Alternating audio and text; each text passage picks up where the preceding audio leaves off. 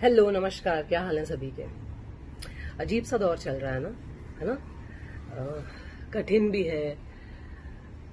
Economy, काम, ये lockdown, ये वायरस, ये आपस में इतनी दूरी, बहुत अजीब वक्त चल रहा है। और साथ में अगर ऐसी ट्रेजेडी हो जाए, ऐसी घटना हो जाए जो आपको बिल्कुल डरा दे, जो आपको बिल्कुल अंदर से ना एक बिल्कुल खौफजदा कर दे, तो और डिप्रेसिंग माहौल हो जाता है। मैं ऑफ कोर्स आप जानते हैं कि इसका संदर्भ सुशांत सिंह राजपूत के संदर्भ में मैं ये बात कर रही हूँ। लेकिन मैं मेंटल इलनेस और सुशांत के बारे में उन्होंने ऐसा क्यों किया, इस बारे में मैं कोई टिप्पणी नहीं देना चाहूंगी, क्योंकि मैं नहीं जानती थी कि उन्होंने ऐसा क्यों किया। इसलिए मैं उनको वो रिस्पेक्ट, वो डिग्निटी जरूर देना चाहूंगी, क्योंकि हम सब उनसे बहुत इंस्पायर्ड थे। टीवी के वो एकमात्र ऐसे शख्स थे जिन्होंने टीवी से निकलकर इतना बड़ा मकाम हासिल किया अपने लिए। ना सिर्फ बहुत उम्दा कलाकार किए, बल्कि बहुत कलाकार कह रही हूँ, उम्दा किरदार किए, बल्कि बहुत बहुत बहुत उम्दा प्रोजेक्ट्स किए। जितने उन्होंने अलग अलग प्रोजेक्ट्स किए, मेरे ख्याल से बहुत सारे टीवी एक्टर्स ख्वाब में सोचते हैं कि यार ऐसा एक प्रोजेक्ट, ये मेरा ड्रीम रोल है। उन्होंने तो कई सारे किए ऐसे। और इतना हासिल करने के बाद उनका मानसिक रोग कितना उन पे हावी था, मैं ये सोच के भी डरती हूँ। इसलिए मैं बिल्कुल इस स्थिति में नहीं हूं कि मैं उन पे कोई टिप्पणी करूं। लेकिन हाँ, मैं उन लोगों से इस वीडियो के माध्यम से बात करना चाहती हूँ जो मेंटल हेल्थ या मेंटल इलनेस, मानसिक रोग से गुजर रहे हैं, उसका शिकार हैं।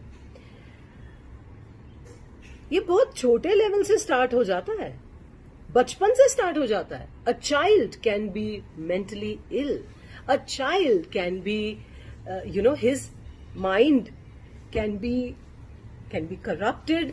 दिमाग की परतों में कई बार ऐसी मैल जम जाती है जिसे साफ नहीं किया जाता।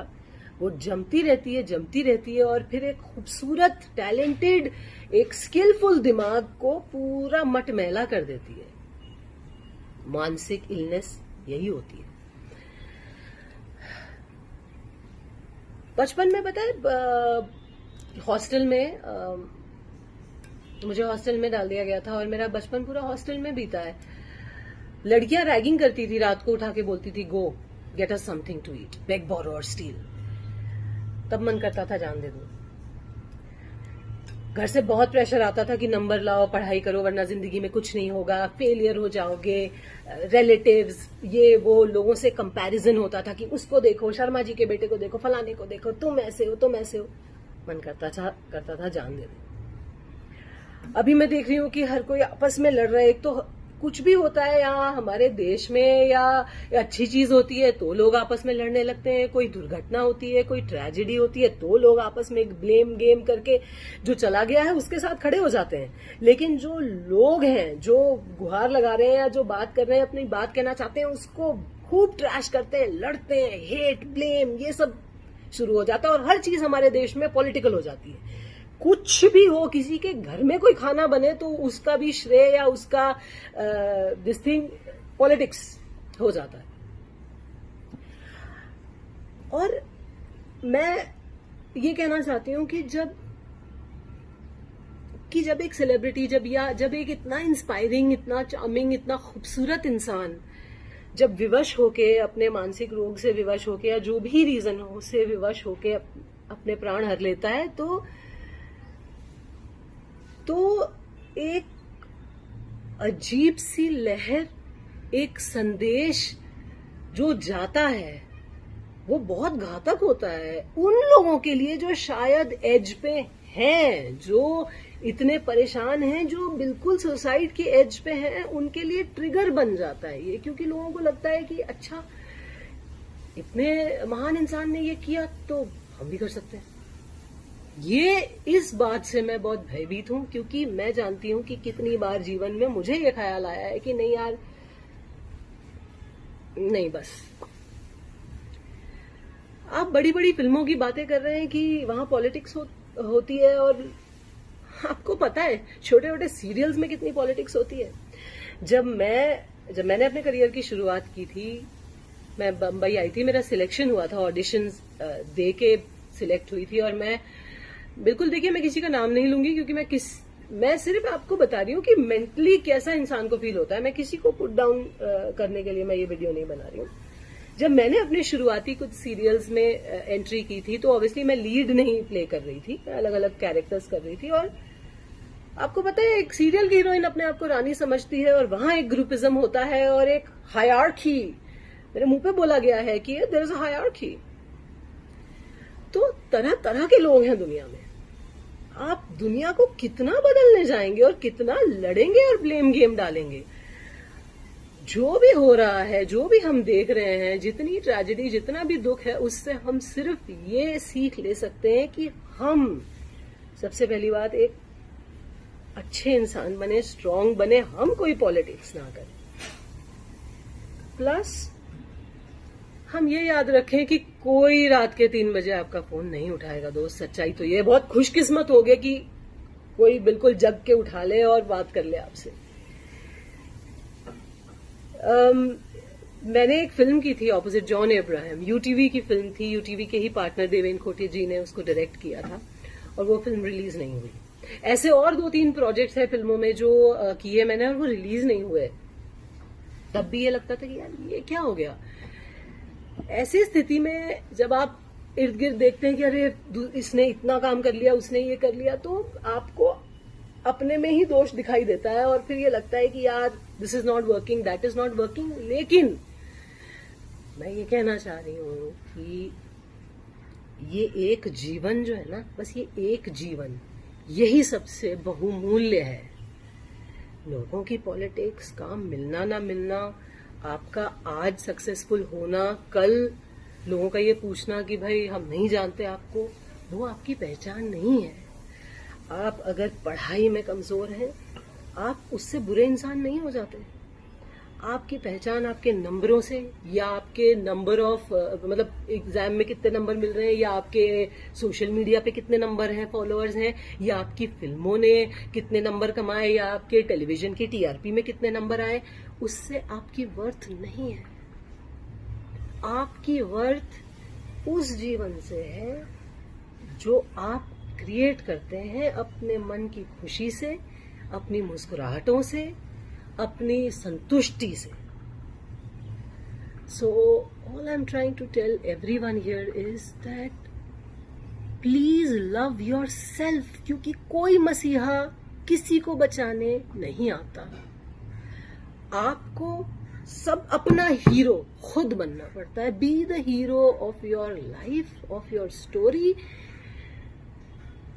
जो चला गया हम उसके साथ खड़े हो जाते हैं, उसके लिए खड़े हो जाते हैं, लेकिन जब कोई जीवित रह के गुहार लगाता है, बात करता है, उसकी हम नहीं सुनते।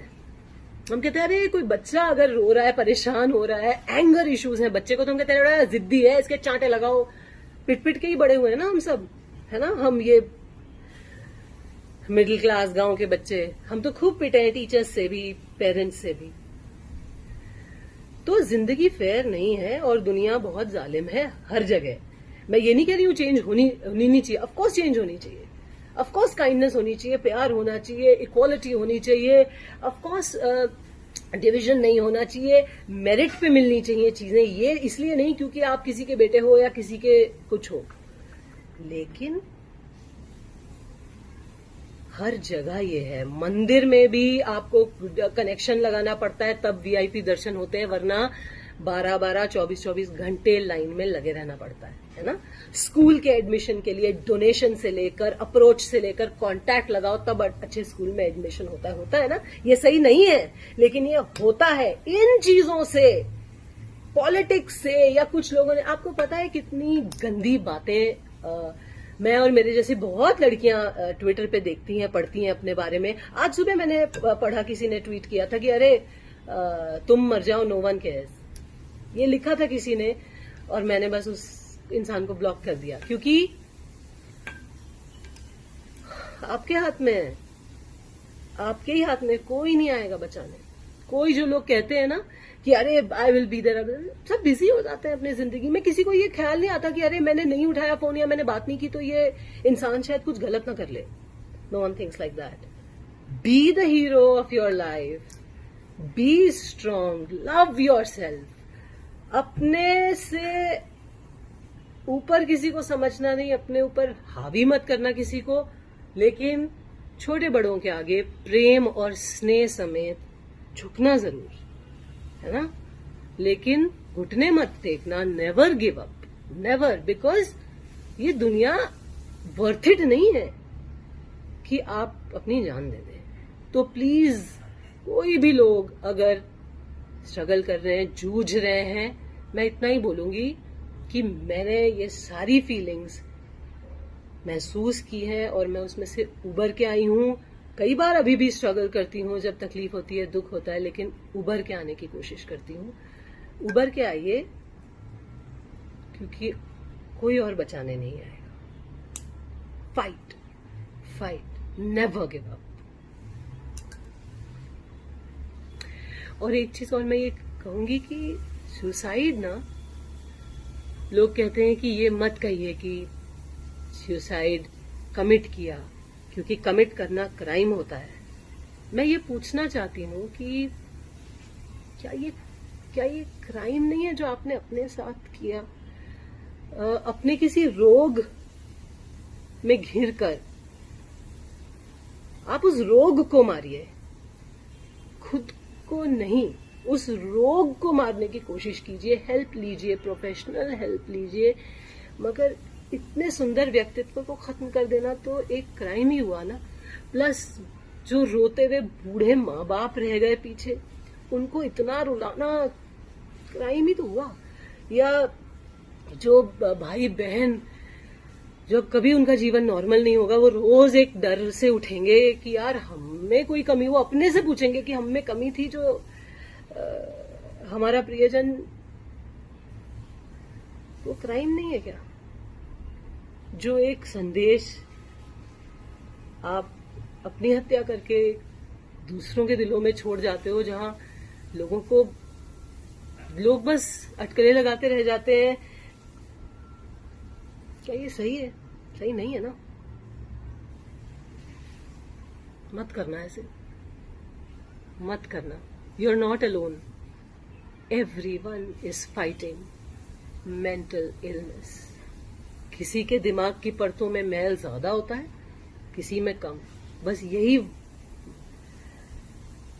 वेरिएंट है कि भाई इंटेंसिटी का फर्क है। Fight, just fight. और